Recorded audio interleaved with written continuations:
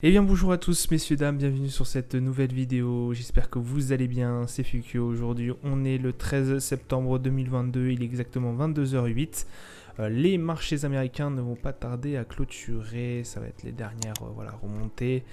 On a un CAC 40 qui fait moins 1,39%, un Dow Jones à moins 3,77%, un Nasdaq qui plonge et qui creuse encore, hein, moins 5,18%, le DAX à moins 1,59%, le FTSE 100 à moins 1,17% et l'unité 225 à plus 0,25%, le pétrole Brent qui fait une chute à 93,47$, le 11 d'or à 1703,27$, l'euro USD qui repasse en dessous de la parité 0,9976 et un 10 ans US qui remonte à 3,42%. On n'est pas à l'abri que ça dépasse les 3,50 d'ici la fin de semaine. Oui, on a eu les résultats de l'inflation américaine et ce n'est pas très bon. Alors, il y a du mieux, on va dire, mais ce n'est pas ça. Et c'est ce qui fait énormément chuter les marchés. On aurait espéré vraiment avoir une inflation qui soit moins forte au niveau de l'année. Et ce n'est pas le cas, hein, ce n'est pas le cas. Ça a été assez décevant. On est même aussi déçu du mois de août. C'est compliqué. On a pourtant des choses qui sont on pensait que les chiffres allaient parler que les statistiques allaient être en notre faveur, en faveur des marchés, pour éviter effectivement ce relèvement des taux de la Fed qui parle de 75 points de base. Là on n'échappera pas, on va se prendre à mon avis les 75 points de base au minimum. De toute façon, selon 82% des investisseurs, on est à 75 points de base. Autant vous dire que c'est pratiquement sûr à mon avis, et ça va être acté que la Fed va relever ses taux. Hormis ça, on a quand même un gros problème. Effectivement, durant ce mois d'août, on a eu notamment le pétrole qui a baissé énormément. On se rappelle, il avait descendu même en dessous de la barre des $90. Mais ça n'a pas suffi. On a d'autres valeurs qui, elles, ont pris vraiment beaucoup, qui ont trop augmenté. On parle notamment du blé, etc. Donc, ce qui coïnciderait notamment avec l'inflation américaine. Même moi, je suis déçu. Quand on voit l'indice, le Nasdaq qui perd 5,25%, mais c'est énorme. Donc on n'a pas encore fini avec cette inflation. Ça va être très compliqué. L'inflation s'élève à 6,3% et on a eu un pic à 6,5% en mars.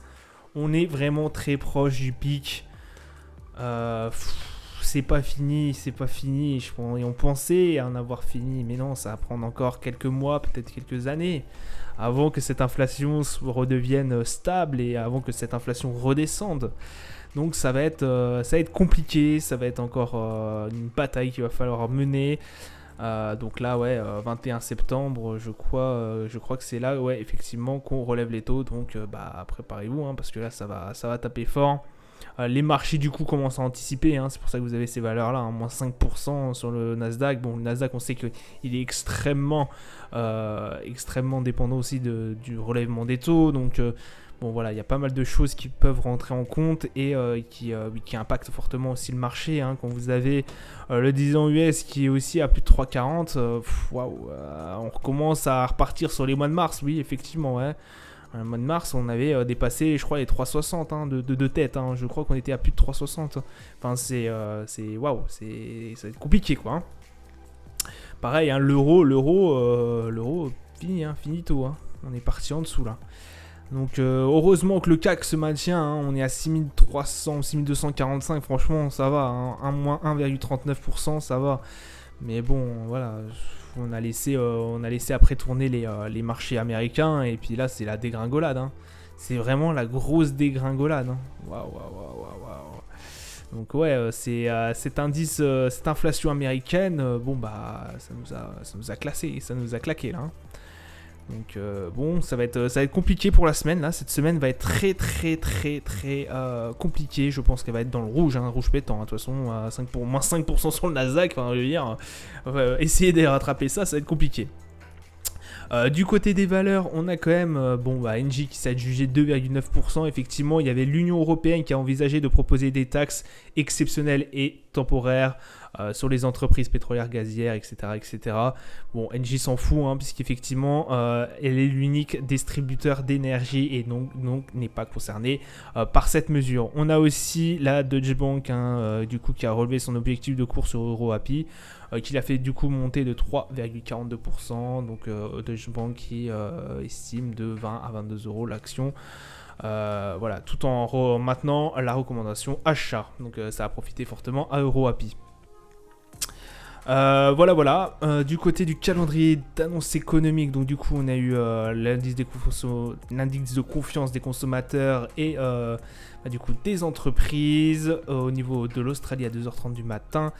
Le changement de nombre de demandeurs d'emploi, donc ça c'était au niveau du GBP et le taux de chômage aussi au niveau du GBP. Sous les coups de 8h, l'indice de ZU à 11h, hein, 61,9, c'est moins bon que ce qu'on avait prévu. De toute façon c'est en train de descendre. Hein. Voilà, le taux d'inflation annuel, voilà. On attendait 8,1%, on a eu bien plus haut, 8,3%. On a eu un max, la valeur précédente c'était 8,5%, c'est pour vous dire. Hein.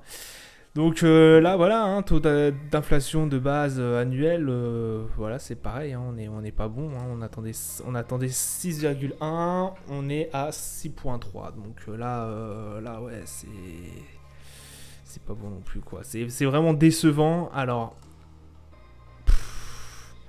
je sais pas trop vous dire. Je sais pas trop quoi vous dire en fait parce que j'ai l'impression qu'il y a un peu de mieux quand même parce que il y a certains chiffres, la consommation et tout. Il y a des choses qui vont mieux quand même au niveau des États-Unis, mais c'est pas encore ça. Voilà, c'est pas encore ça. C'est peut-être pas ce round là qu'on va gagner. Peut-être la prochaine fois, peut-être. Mais enfin, je veux dire, je vous dis ça, mais.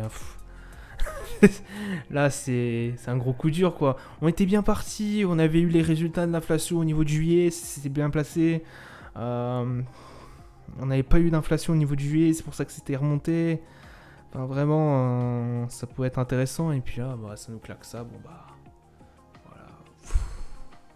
Un peu décevant, ouais, je suis un peu déçu. Bon après ça m'a pas empêché de trader à la vente, de travailler à la vente, mais